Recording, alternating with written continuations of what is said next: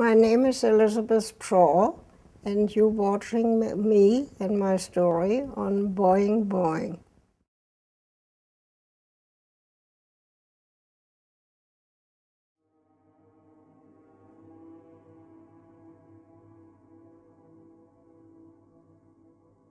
On the eve of Adolf Hitler's Third Reich, a young woman of Jewish descent married an Aryan man. The Nazis would later classify that as a privileged marriage, which saved her life while millions died. Her name is Elizabeth Shaw. This is her story. Elizabeth and Friedel first met when they were kids. Friedel would come over to her house to play with her brother. She never paid much attention to him. But when they hit their teens, something sparked. My brother and Friedel came to pick me up to take me on a trip through the German mountains. And I sat there with Friedel, and he said to me, you know, actually we should write to each other. Now 2 weeks have passed when I was allowed to be with you. 2 weeks where I was so close to you. I don't know which day or which hour was the most lovely. I only know that from the first to the last breath that I took, every day that I was conscious, I would only think of you. And she replied, and he replied, and love grew through words over the next few years. Tradition didn't allow them to spend time alone with one another, so the letters were the closest they could get. But because Friedel was her brother Eric's friend, he often stayed over in one of the family's guest rooms. I remember that one time, I don't know which year, I snuck up in my nightgown on the maid's stairs, you know, in the back of the house, and I was scared to death.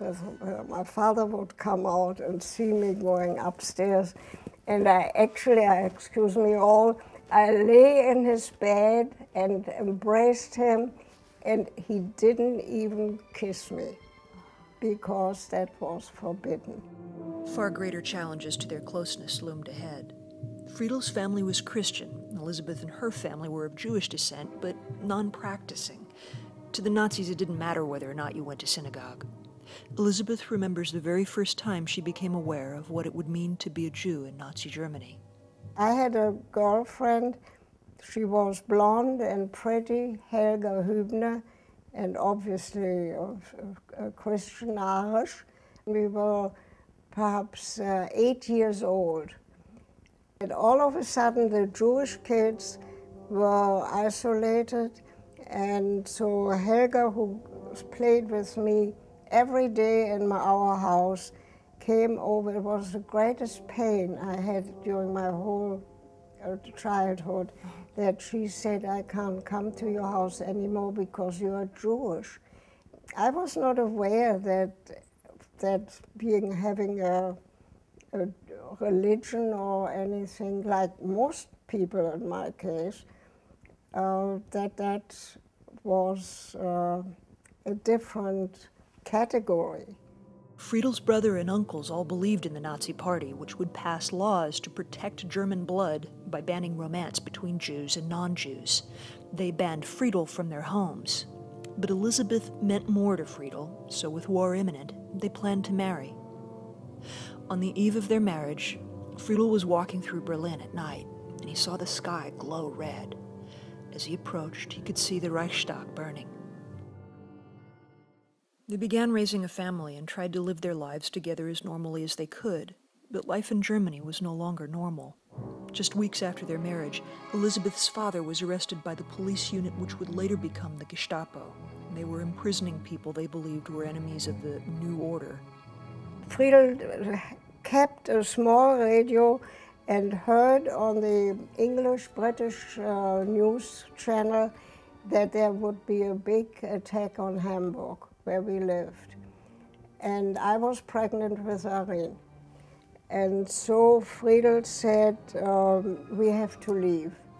They fled to a nearby town where Friedel's family owned a home and stayed there for the next years of the war with his mother and aunts. Air raids became commonplace, and news of growing atrocities spread. At home, the couple faced personal tragedy. Their 8-year-old son, Rainer, died of polio.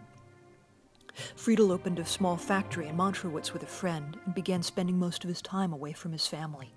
He really left me alone. I accepted that because I thought he has this company there, and I never revolted against anything, you know. And he apparently then fell in love with the owner of the daughter of the hotel, the owner. But I didn't know it. But then, during a visit to Friedel with their children, Elizabeth realized something had come between them. There was no room for me somehow. I had no idea, of course, that there was a woman involved. So anyway, when Friedel confessed to me that he fell in love with this woman, and that I said, then we have to divorce. Really? I just said that. And he said, yeah, I think she comes to, perhaps to America, and then I marry her. Really? And now I want to know what can happen to all this love and break up in that way. Alone, betrayed, and still devastated by the loss of her son, she turned to another man who was recently released from the concentration camps, briefly passing through town on a train. All I knew was that I was wanted, and this made me happy, she wrote. But the encounter left her feeling even worse, and it never happened again. Elizabeth and Friedel came to America, and they divorced. Friedel worked in the U.S. under Elizabeth's father and brothers. He wasn't happy with the arrangement, but he stuck it out to provide for their kids. Eventually, though, the couple drifted back together. My parents were in Brazil on a business trip, and I was alone in the house, and Friedel called me, and he said, would you consider to go to a movie with me? And my heart started to beat. I was still remember that.